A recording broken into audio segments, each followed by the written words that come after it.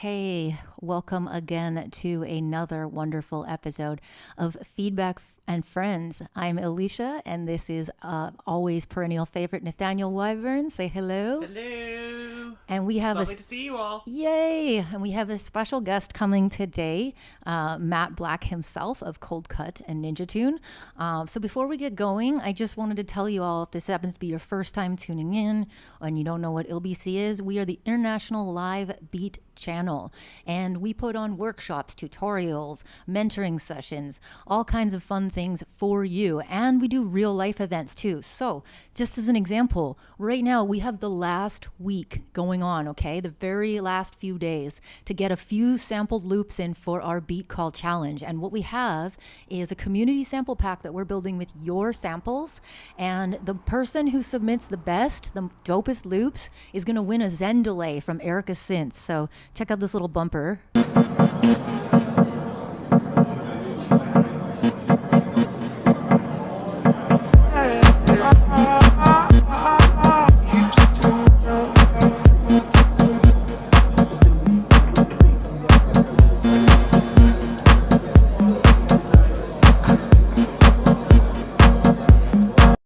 So obviously I forgot to say this is the old flyer, so it has the old deadline. The new deadline is actually this Friday.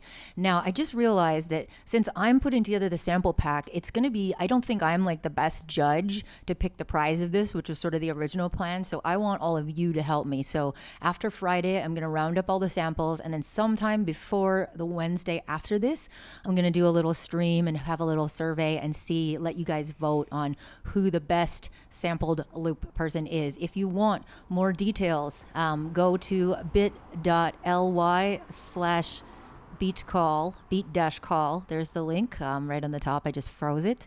So you have a couple more days. You don't have to do crazy stuff. You just need to submit a couple of really cool loops. The rules are inside the submission folder, which is what you will get if you go to that link. All right. So that is still going on. Next Wednesday, Matt is going to come on and do a stream with the entire sample pack that you all have made. So if you win second prize, you can also win a vintage Ninja Tune bag from Matt's personal collection, which I think is really awesome. He should be joining us shortly. I wanted to show you something else too. If you are in the UK, we have just announced that we are going to be throwing the International Live Beat Challenge UK. And what is that? Basically, it's like a live electronic performance competition, kind of like the DMCs, where people do challenge routines using all kinds of cool music tech. So we have a physical event that is also going to be live streamed. It's a hybrid event. There's going to be a panel of judges feeding back. There's going to be some showcase artists. Matt is going to do a really cool Jam Pro demo. Also, it's going to be at Lost Horizon in Bristol. It's going to be on July 6th. And if you are interested, you can just go to our website and we will give you more information. So we'll get going on the feedback in a second. I would like to shout out anybody who's watching from the Cold Cut. because that is something we don't usually broadcast from, but this is Matt's project. And anybody who's watching on Instagram, sorry, I'm kind of going between vertical and horizontal to make sure that everyone can kind of see what's proper. Everybody can see everything. So if you're joining me on Instagram, if you want to join the chat, you have to be in Twitch or you have to be in Discord. These are the two places that we keep up with the chat. The queue is still open, I think, as of yet. Natty, do we have some space left still?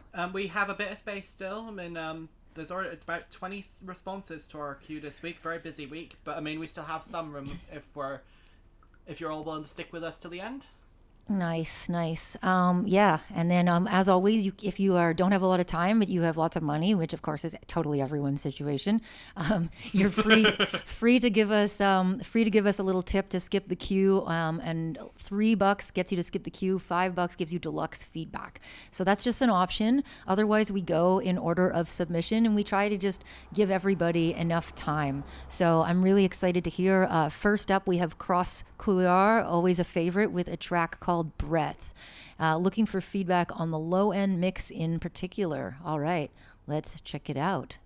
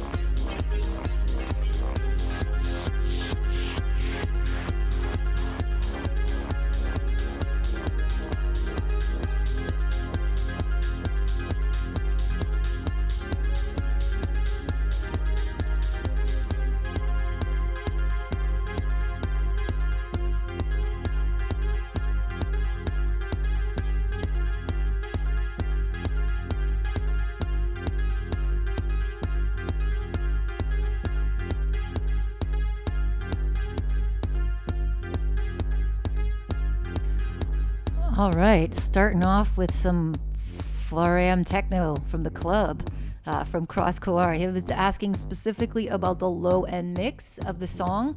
So definitely, I would say there's too much of it, would be the short answer for sure. And like you have this really cool, this low-end growly synth that's going, but then as often goes with techno, you have a very boomy, big kick. So actually, for once, I feel qualified to comment on this genre because I've actually just finished my first kind of techno-y trance, like end of electronic music I never explore. Anyways, I was working on a tune with my friend Vonda7, who's a really, really cool artist from Anjuna Deep.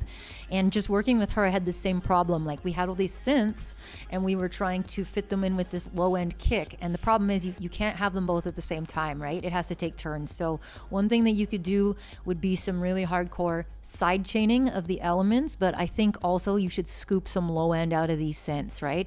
Another thing I really notice is that your kick, the sub end of it, is very loose and the tail is very long. So sometimes this can be the simplest thing, just shortening the tail shortening the tail of it will give you that space that you need. But also I think that there's a lot of like muddiness coming from the low end synth anyways. So cleaning that up would also give you more room to do a few more like stereo atmospherics, because the thing about techno is like, I get it. It is supposed to be repetitive. It's supposed to bring you into like a trance, pun intended.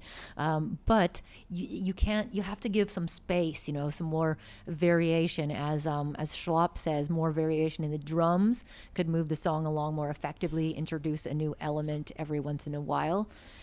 Stasis Stigma says, I'm vibing, but it sounds muddy and there's got to be some EQ work to be done.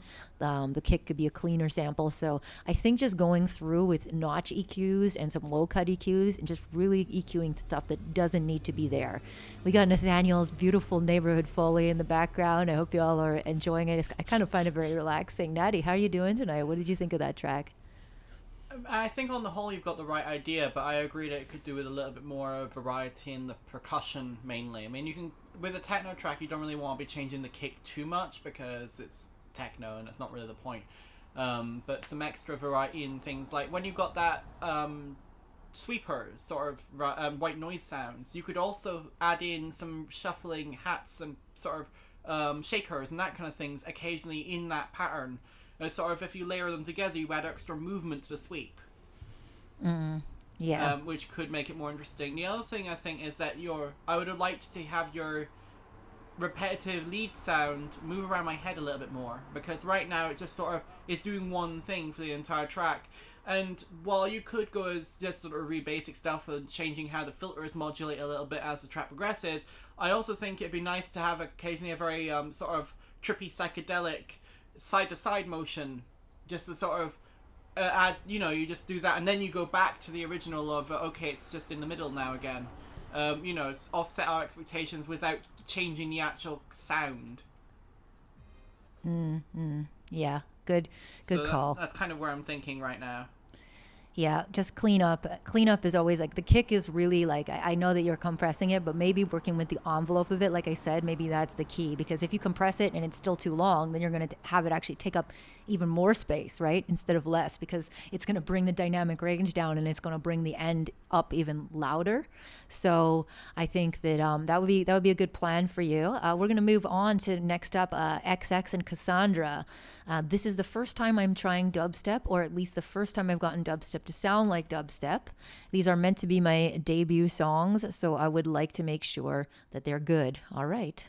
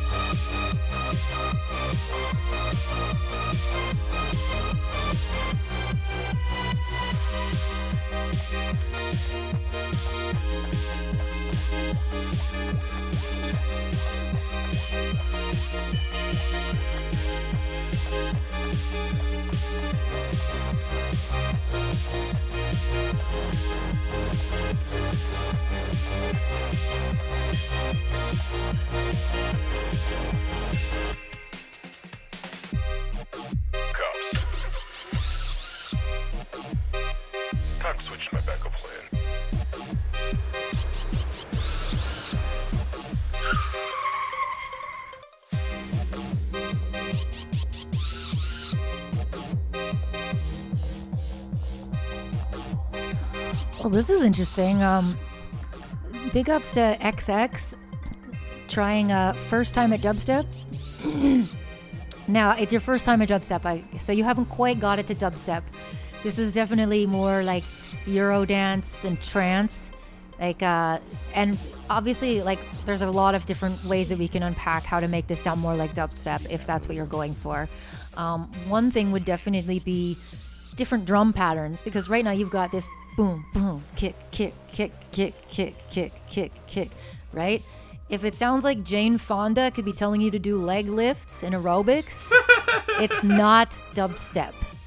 That being said, if it sounds like you could do CrossFit to it, then it's probably dubstep in this modern day times. But if you can hear me going, yes, to the left, right, left, that means it is 4 on the floor, right? So if you want it to be dubstep, one of the things that you might that might be better is for you to study a little bit of drum patterns, study some syncopation, copy, no shame. Take your favorite dubstep track, pull the wave file of the MP3 into your DAW, and look at where the kicks and the snares happen and line those up. And a lot of people are giving you super, super helpful feedback right now in the chat about how to get your sounds better, because another thing is your sounds are very sort of clean and minimal, which is not really... Oh, there's a little part here, right? This is That's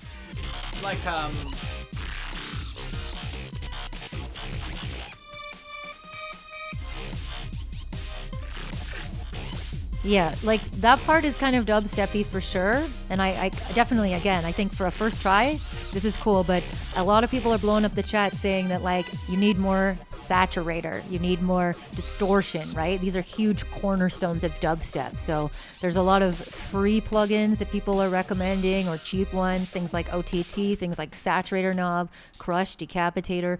These are all really, really great suggestions, because you have to dirty up your drums a little bit. You have to swing them. You have to add some different patterns. And then I think the bass sound design will make it dubstep. Right now, it's kind of like some kind of hard style EDM fusion. So, Natty, thoughts? I mean, even though it's not dubstep, I definitely really appreciate what you're trying to do here.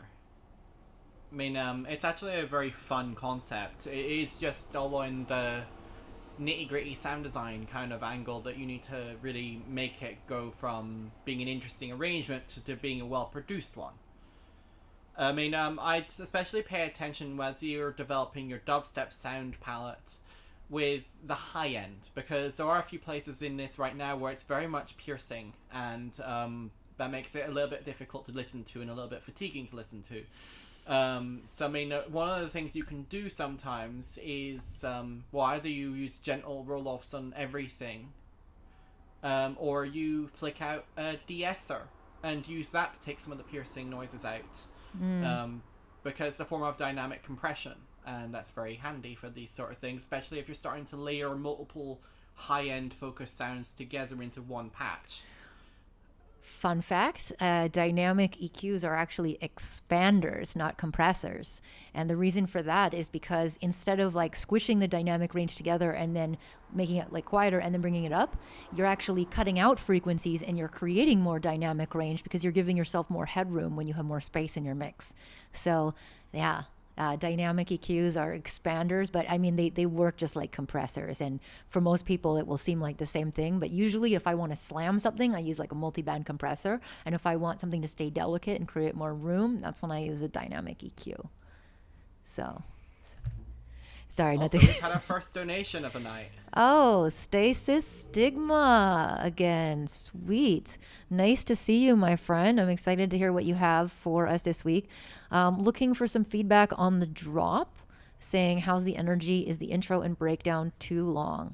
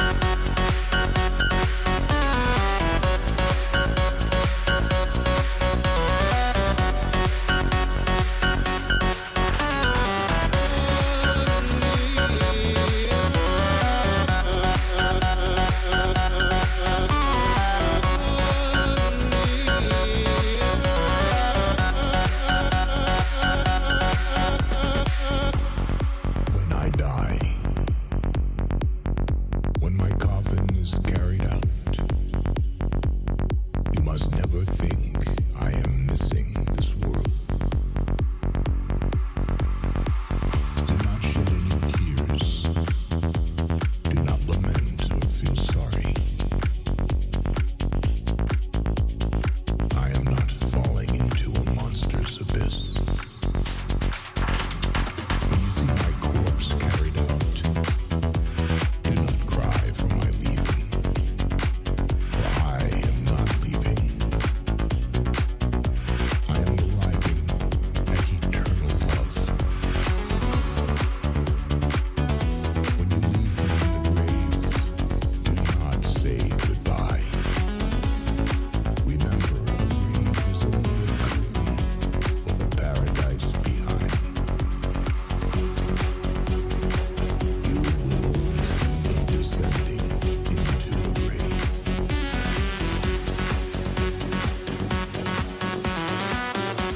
Now watch me rise.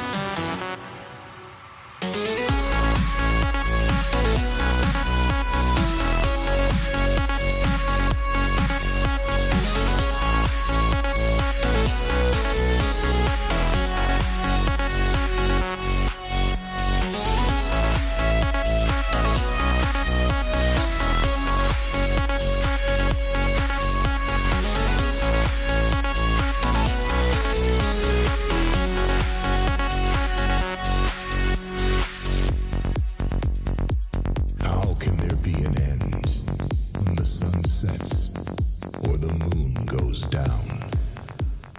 Wow. But in Wow. reality, it is the dawn.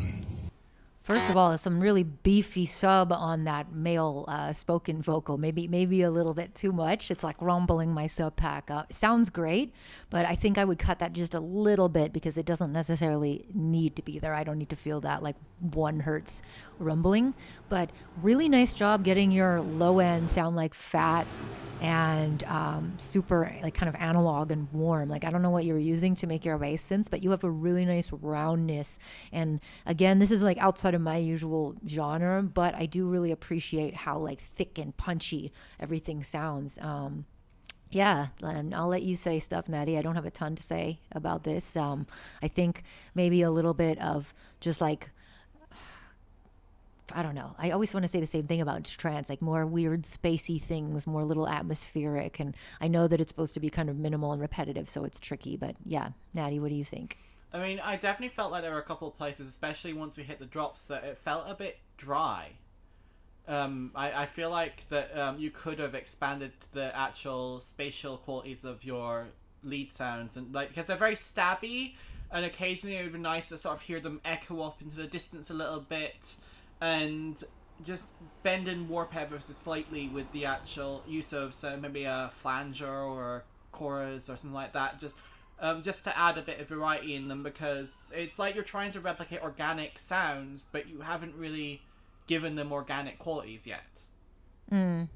Yeah, and having some more organic stuff, like even like maybe some physical modeling synths, those are really fun because they have this organic sound to them. They sound very plucky or bell-like, or, you know, because they're actually modeled on physical properties of instruments and objects. So I like to geek out with Tension. For those who use Ableton, I feel like it's the most under appreciated plugin. Like it comes with suites, and a lot of people I know have never used it, but if you wield it well, you can get some really nice finger plucky kind of textures that will really, like, you can make them arpeggiated and they can super complement those synthy sounds as well. So I would kind of mess around with something like that. Yeah, nobody uses Tension but me, but I really like it. You also had a really interesting sort of tribal vocal, I'm pretty sure I heard in there. Yeah, the track was called Cairo, so I think that was the whole... And I feel like that could have, one, been introduced a little bit earlier, but also you kind of just swapped it out for the spoken voiceover and never really returned to it. It'd have been nice to sort of hear that come back in a little bit and sort of become part of your... I mean, you don't have to treat it straight either. You could resample it, turn it into a sort of ambient pad in the background that you then gate to something, or heavily sidechain compress so it's pumping and adding more to that spatial density. And because it's using the same source as something you've already heard, the brain is quite clever at picking up these sort of subconscious cues of, oh, that's familiar, but it's different. So, you know, that's kind of where I'm thinking.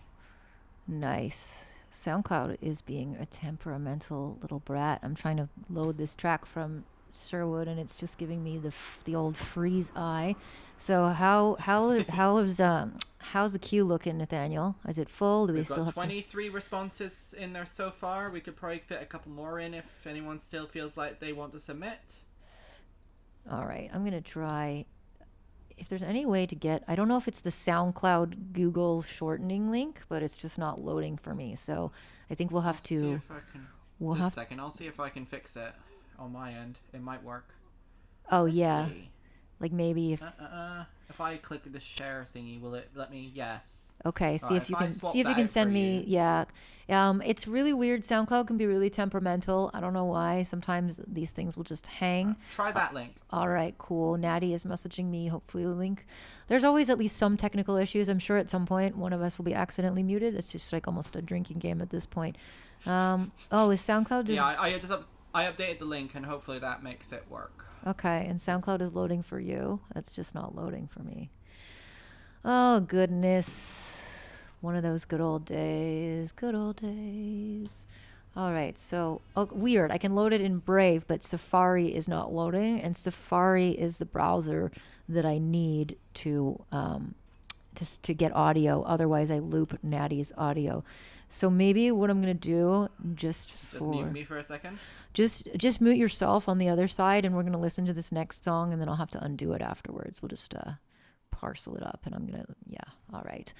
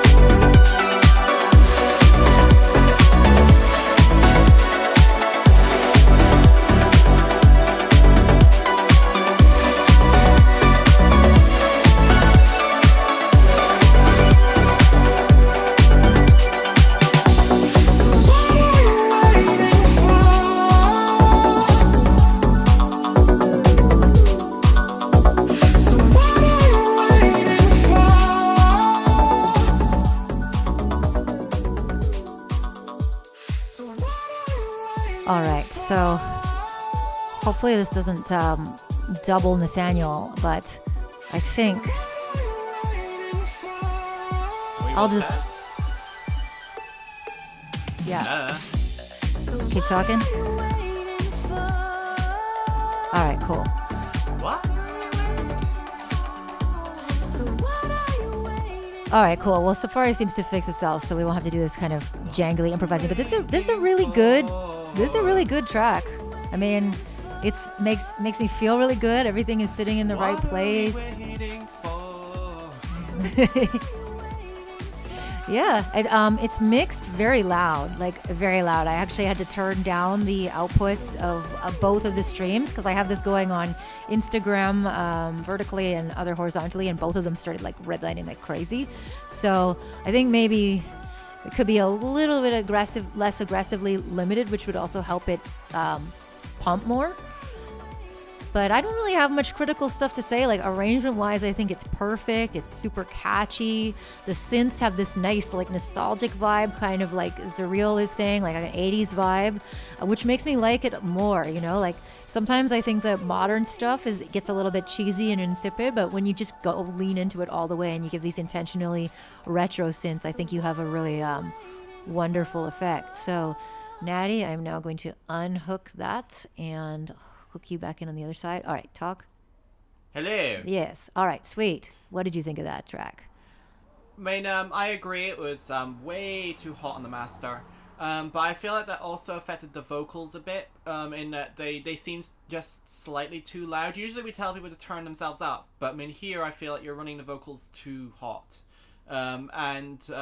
It sort of separates them out from the mix, which I know isn't your intention when you've got something like this that's meant to be sort of beefy and thick. It just sort of feels like she's singing karaoke over the top of your thing, and if you bring her down a little bit, it'll glue together just better. But I mean, overall, it's very, very catchy and bouncy and fun, and we definitely approve of fun songs. Fun songs are good. Fun songs are good. I also really liked the bass sound design. I mean, you're right. It's very 80s, and maybe even early 90s in sort of sound palette, where it's sort of once they'd figured out what they were doing with these things, and I like that punchy bass sound. It's, yeah, good job. Yeah. I mean, I think it just has that. Like nothing was out of place, and it was like what I wanted and what I expected. So I think it's really good. Oh, did Grades just kick us a donation? I think that just happened. I think we might need to have a queue jumper here. 2 seconds.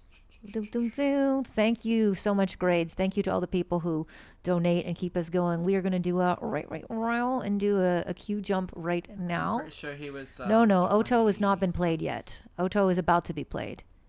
Oto, you will be next. But Grades just donated for deluxe feedback and to jump the queue. So I need to get the link from Natty, please. Sorry, just a second. He's asking. It's 2 songs in one. Going to a separate beginning into an intro song in the future. Not very good at vocals. Looking for feedback on those as well as general feedback. Sorry, I'm getting mixed up in the queue. All right, no worries. That was Sherwood, not what. Sorry, that was Sherwood, not O2. But all right, you're after this O2. All right, so we got Grades up next again for the deluxe feedback. That means we listen to the whole track and we give you as much detail as we can. So looking forward to hear what you have, my friend.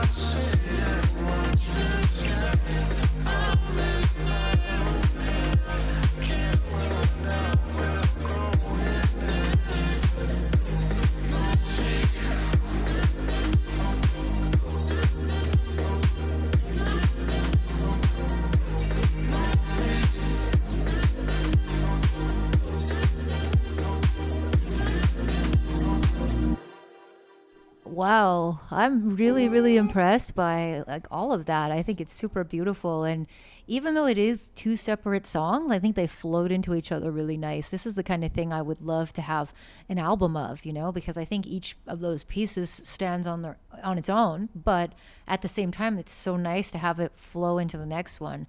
I could totally hear this at a festival. Everything sounds really floaty. Like Stasis Stigma is saying, I can't understand the vocals. Maybe you don't necessarily need to. It is kind of atmospheric, so it's kind of like, I think maybe I would either really lean into that and make them like super reverby and far away, or make them a little bit more clear. I think maybe the problem, as Stigma is identifying, is that it's sort of ambiguous what we're supposed to be doing. Like if we're supposed to be understanding it, or if we're supposed to not be understanding it. It's kind of in between. But I mean, these are just small picky things, because I think I really love the whole sound of it, and I think that this is like two really good album tracks. What about you, Natty? I'm in agreement with the general shared vibe here. The first track almost sounded like it would be developing into a very chill steppy direction, if anything.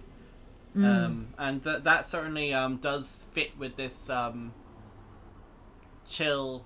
I mean, it's almost like beach house Ibiza kind of thing, where everyone's sipping cocktails. Yeah. And then that's kind of the atmosphere that the second half is giving me. But then if you turn the first half more chill steppy, you might be able to lean into that direction again, but with a different beat pattern, so you're not basically placing one house song next to another house song. Because while you could be making a house album, I mean, I don't know, I feel like that wouldn't be quite as exciting when you've got so much lovely ambience to play with. Yeah, really nice sense of space. Nathan is saying that he doesn't think it's necessary to be understood, that it'll distract from the music itself. So that's another view. I mean, it does have that floaty feeling. So maybe having like, intense lyrics that are sitting at the front is not the treatment for this song, right? I mean, what do you think as a songwriter, Natty? I mean, I think as long as you're making the intention clear, then you can get away with either. I mean, this song, I could see it working with something more, I don't know, vocaloidy as well. And that would still be a valid choice, but it depends on what sort of space you're trying to place us in. I mean, is there a story you really want to tell lyrically, in which case you need us to be able to understand those lyrics? If you're just adding a sort of vocal texture, like, would say Future Bass Loves its vocal chops, or you've got tribal chanting or whatever else, where the words aren't the point, it's the timbre of the voice that's the adding to the overall atmosphere and depth of the track, in which case you make them as loose and indescribable as possible. Yeah, and I think with the vocals, you could just really, like when we talk about leaning into making them just trippier, there's so many cool little vocal processing effects you can do. I want to shout out again Comet, which is another fun Infected Mushroom plugin, and somebody's already mentioned Infected Mushroom, so it was on my mind. I will show that, actually, maybe we'll do the plugin of the week soon, and I can show you a few of my favorite plugins by them. But Comet is a reverb that allows you to automate changing between reverb settings, which of course creates all kinds of weird like pitchy aliasing, and I feel like doing some kind of automation of some obscure feature of a weird reverb like that could create some really, really nice space in addition to what you already have, because I think you have all the elements you need. I wouldn't add more. I would just do a bit more sculpting with the ones that you have to give them more variance throughout the song. Yeah, I think that's good advice. I really, really like it, though. I mean, super, super nice track. Your work is always really beautiful. So amazing. And thank you again from the bottom of my heart for the donations. They just keep us going. They keep it free. We're going to go back to the queue. We have Oto next. I don't know if they wanted any specific feedback. Just general song structure and general nitpicks. All right. Let's check it out.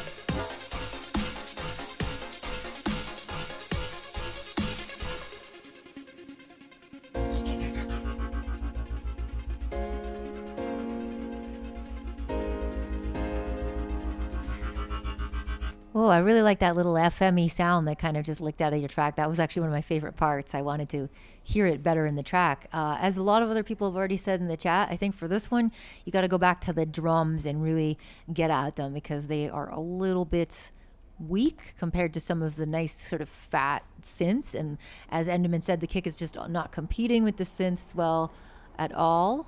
Okay. Feel like you're going through that dubsteppy sound, says the real 86. So emphasize the heaviness on the drums and the bass a bit more. Stasis says these synths and growls need to be boosted big time. So I think all around, doing some bus or group processing will really help. Like putting your drums in a group if they're not already, and doing like some parallel compression and some other like distortion and saturation, multiband stuff that ties it together. Maybe a group reverb and just like some overall polishing. And same with the other elements, some compressing for group of elements, maybe a little bit of side chaining.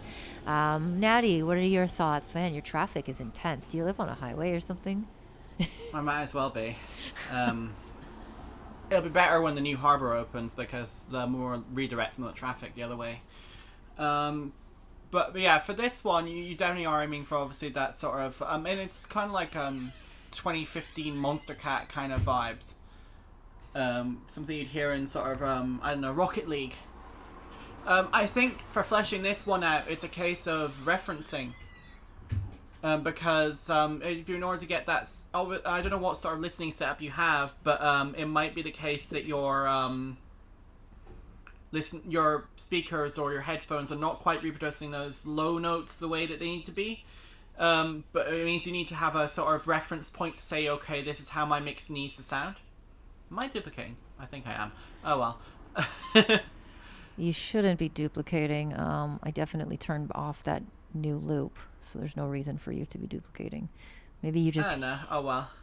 Zuriel says Rocket League Bros Unite. I actually started playing it a couple of weeks back. It's very fun. I wasn't expecting to like it as much as I do, and I'll definitely be playing again shortly.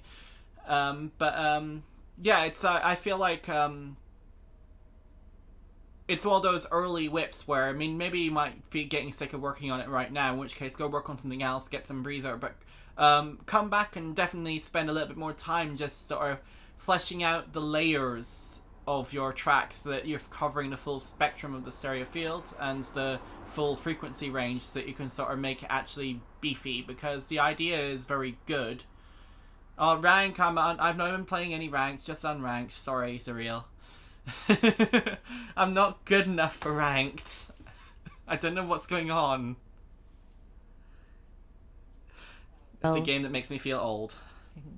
I don't even think you were duplicating. I think it's just probably like my open back headphones. This is the thing, right? For those of you who only have one pair of headphones and they're closed back, you will not understand this pain. Open back headphones are the best for listening, the best for stereo field, but they leak sound like crazy.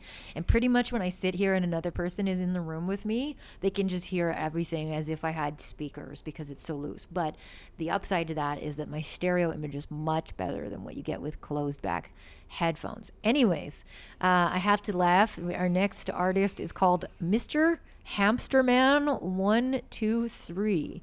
Didn't ask for specific feedback. Maybe on your artist name. It's dope. All right.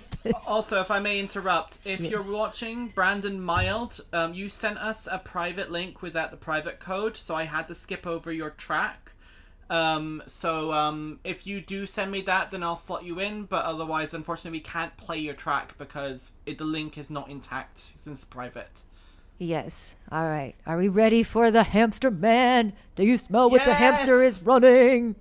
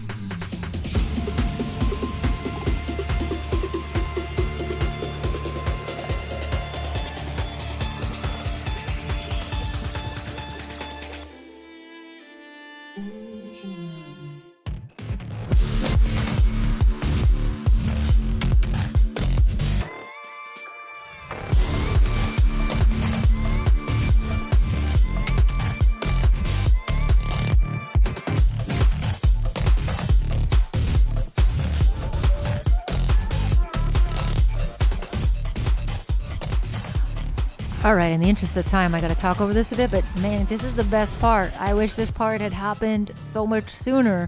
In fact, this is the only part that is at good level. You can sort of see if you're watching this waveform, I think it needs like an overall limiter because you've got only this part that is loud and the rest of it is too quiet. The thing is, this is not the ideal setup, but on OBS, they don't really have like a nice mixer that I can mess with. It's just typing in volumes.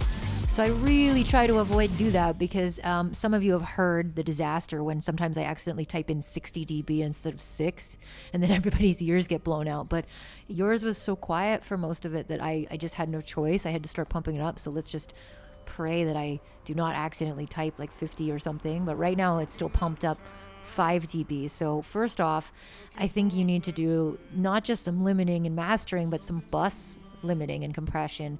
This is a technique that Ahi, a friend of mine who does tutorials on YouTube, he talks about this a lot, where he does different levels of compression on different stems of the track. So like the synths, the bass, the drums, and he does it quite intensely. And this is a more EDM style, but I mean, you have this really rough, like pounding part. So I think that some bus compression on the different elements would do really well because this is a really cool song. Elements are really neat. The only other thing I would say, other than the overall loudness, is that some of the synths, guitar kind of things are a little bit muddy, and I think in the beginning of the track when they're coming on, they cause some problems frequency wise. Did you hear that, Natty, in your headphones? I'm always interested to know your experience. Yeah, it definitely felt like there was some conflicts as well. I think part of the problem is that the vocals are, I mean, from what I've been discussing it in the chat here, I mean, like I actually recognized a few of the vocals used. I mean, in part of it, it was Into the Unknown, which is originally from Frozen 2. They said it's Aurora's version of it. Interestingly, she actually did the vocal bits, all the backing of vocals, and the bit in that song was done by Aurora with Idina Menzel. I think that's how I pronounce her name. She obviously took lead in her, since it was her character singing. And Aurora's obviously done her own version at some point, as often happens with these sort of label producer movie tie-in things. But there's also apparently some other vocal sources in there, which makes it tricky, because when you're trying to mix in effectively vocals recorded in different environments, they sound inherently different, like beyond just the differences between the vocalists. Like the actual spatial qualities of wherever they're recording in, the equipment they're recording on, makes it very, very tricky to sort of get that balance right. I think that was a bus. We've got these new electric buses that have been starting going around town. I'm pretty sure that was one of those. We live in the future. But I mean, I think that if I was going to start anywhere, it would be taking a look at your vocal samples and how they compare the overall EQ spread of those vocal samples, and then trying to sort of, one, gain stage them so they're a little bit better matched, but also make sure that they're not occupying completely different parts of your spectrum, because it's making it harder to mix around everything else. And then if you can do that and tidy it up, then you'll actually be able to crank the track harder, make it louder, which means you won't have these sort of quiet master thing going on.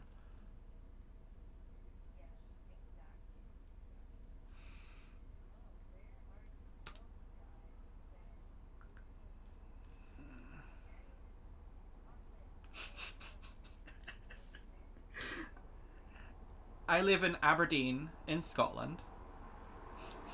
Aberdeen. I don't even sound Aberdonian.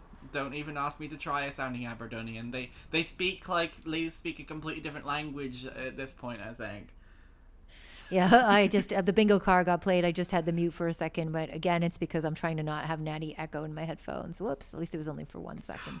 It's cool. Oh well. Natty heard me. He's from Aberdeen, I heard you. Scotland. And it's a complicated question. I'm from Canada. I've lived in the US for most of the last decade, and right now I'm in Spain, and I kind of go back and forth. How is the queue looking? It looks like we have a lot of new people. We've got 25 responses now. Cool. Is that enough? Do you think we should close it off, or do you think we can accept one Maybe or two one more? more. Matt's not shown up. Well, we actually have somebody from the Cold Cut channel, and basically the link to submit for anybody who's watching is also scrolling by on the bottom of the thing. I don't know if it actually shows up on the Instagram, but I know that you're watching on the Cold Cut Twitch. So, yeah, there's a couple more spots left. Right now, we're going to move to Baco Bibizo. I think Matt should be coming by pretty soon. He said he was going to come by in the first hour. He's a champion. I know he hasn't been feeling well, but he wanted to come out and hang out with us, so I think he will be there. Oh, he said going to join now. Almost like his ears are burning or something. He can hear us. He could actually be watching the stream. I was about to have a wow, that's so strange. All right, let's check out Baco Music. Oh, Matt is here. Da-da-da-da. So, yay. Hello, Matt. I think that we should have, yes, audio from you. As we say, can you Yes, hear me? absolutely. We can hear you. Woo! Welcome to Feedback and Friends. Thank you. It's my first time on. Amazing. I was telling everybody about the beat call, how they have last week's to submit sample, last few days. And I also told them about our exciting event in the UK. Matt will be a part of those. So let's just jump in. We have this track called Runnin' Back by Baco Bibizo.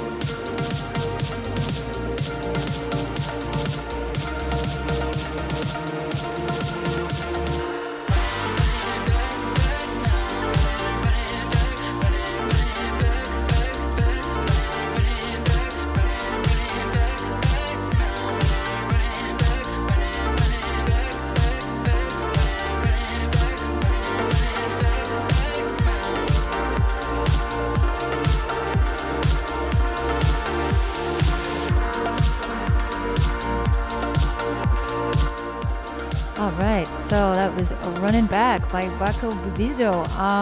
All right, since Matt's a special guest, I'll let him go first. Yeah, well, that's the first time I've heard the track submitted on this. It's I think it's all right actually. I mean, people send over the years. I can imagine people have sent quite a lot of tracks saying what do you think of this, and most of them, possibly because it's sort of like Ninja started out with instrumental music, you know, they're not really songs. Now that's actually a song with vocals, and it's a lot harder, in my opinion, to write a song with lyrics and vocals than it is just to do an instrumental track. I think it's all right. Someone commented on the chat, feels like it's pretty mono to me. Now are we sure we're listening in stereo? Alicia? I think Definitely. we are, aren't we? Because we've got the Yeah, I've been getting stereo all evening. the full quality. That's an interesting thing actually. When I was mastering our last album, we went to the mastering place, and this guy had an amazing setup of gear, obviously, in the mastering studio, and one of them was a box which put extra stereo width onto it, and he called it, I think, what was it called, middle and sides, or top and sides, or something like that. But it was quite amazing to put some extra stereo on the tracks, and it made me realise actually our mixes could have been a bit more stereo. So stereo is good, especially as everyone listens in on headphones nowadays. And it was all right. Yeah.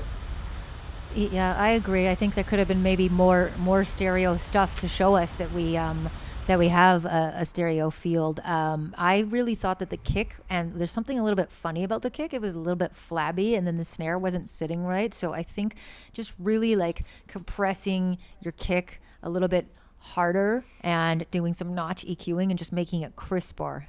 Natty, what do you think?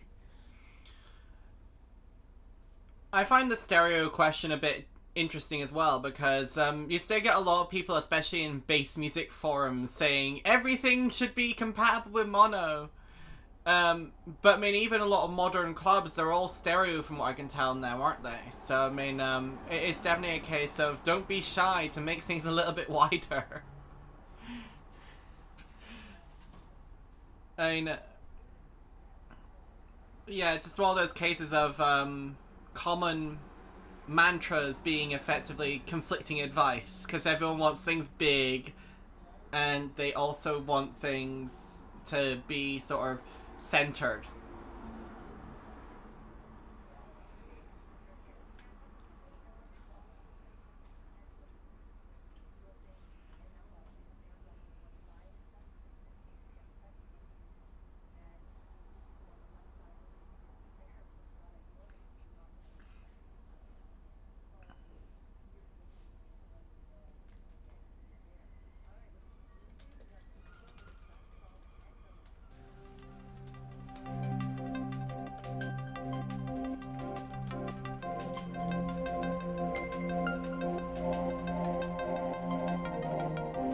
Oh no, you're apparently muted, Isha.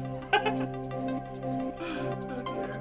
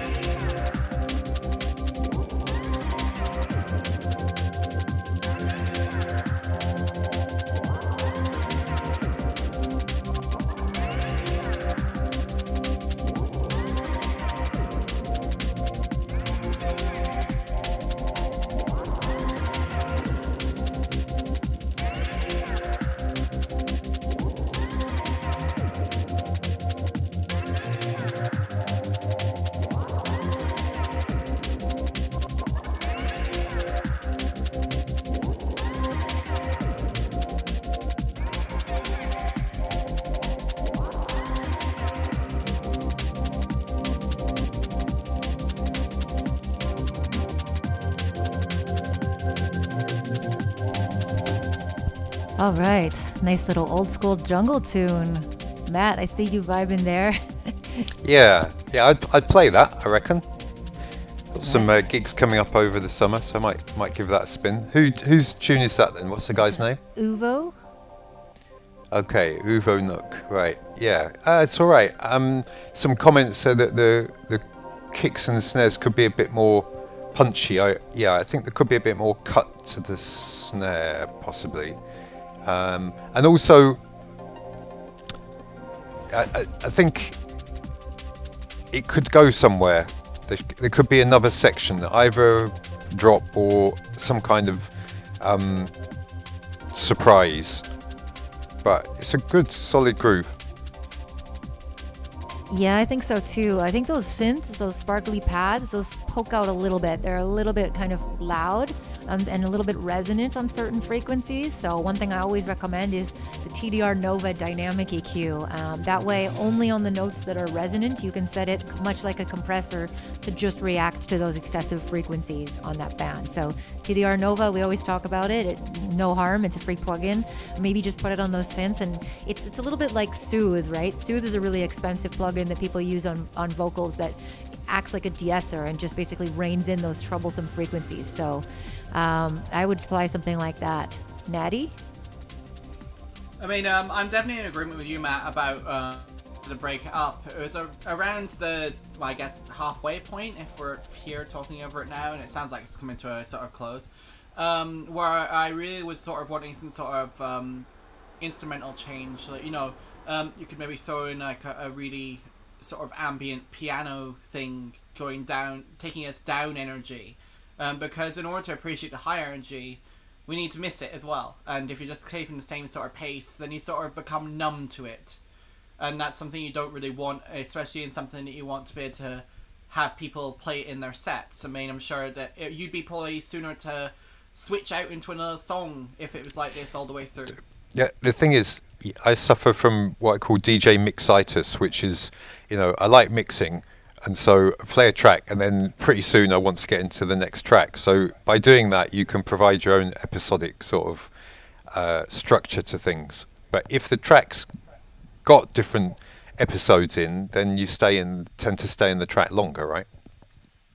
Yeah, and then somebody said something that I thought was clever. Zareel says that it's like the mixing is inversely focused. It's called drum and bass for a reason. So if the drums were brought forward more and the synths brought back, it would be more balanced. So put the drum in drum and bass. Amazing. All right, next up we got Brandon Mild, aka Tel Montrell, in a track called Spicy Food. They're actually wondering what genre this is.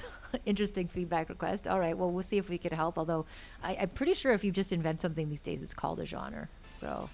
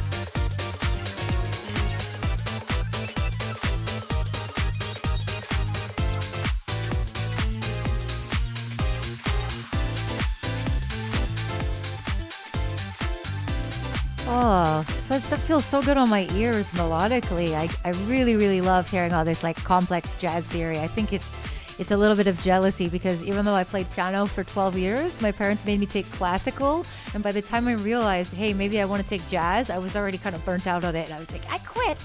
Yeah, you're lucky. You're lucky. My sister got the piano lessons, and I had to make do with messing around with old radios and stuff. Well, I mean, that's pretty cool too.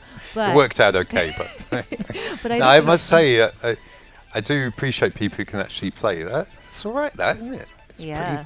pretty funky. people Yeah. are saying disco house, future funk. I mean, I think that style has become really popular now as like FKJ and other stuff. And the mixing sounded really nice and bouncy. I would totally play that. That was a lot of fun, and I didn't really hear anything that stuck out. What about you, Matt? I liked it sort of started off on one tip, and then that walking bass came in, and just as I was thinking, oh, I'd like to hear another idea now, and it kept it going. Again, I would probably play that. I must say, first time here, the standard of tunes is pretty decent, really. I'm impressed. Well done, everyone, putting their stuff through for us to savage. And yeah, it's jazz house, future jazz house, or something like that, I would call it. Nice. Natty, what do you think it is? I mean, I think it was a good atmosphere. At the start, I thought maybe this is going to be a city pop track, isn't it? Like proper old school Japanese kind of thing. But then you never really introduced any of the samples, and you just went off in a really disco, like instrumental direction instead, which is also fun and perfectly valid choices there. I think that's definitely what genre is this question solved. There were a couple of places where I felt like you could have made the slap bass sound punch a little bit harder if you really wanted to nail that sort of the expected vibe for this sort of track. But I know it's hard, especially once you get really, really busy and with this much harmonic variation going on, to judge that one accurately. But I mean, sometimes I really do feel I appreciate it when that slap bass is like literally slapping me in the face. Yeah, if you want to have a slap bass, you want to hear it be slapped. I agree. It's like that. It really got to be percussive on the cut. Yeah, exactly. And sometimes I think that the best trick is literally to stick a transient shaper on there and exaggerate that transient.